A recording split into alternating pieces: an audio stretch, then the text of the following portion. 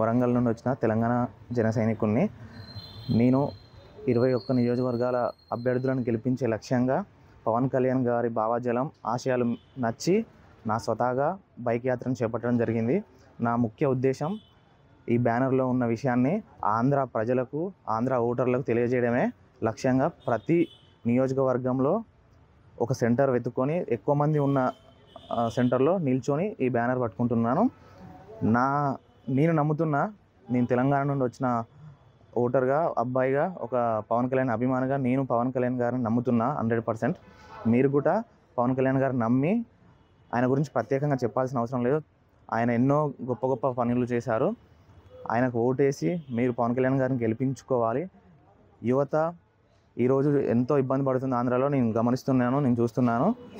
నేను నమ్మాను, మీరు కూడా నమ్మండి.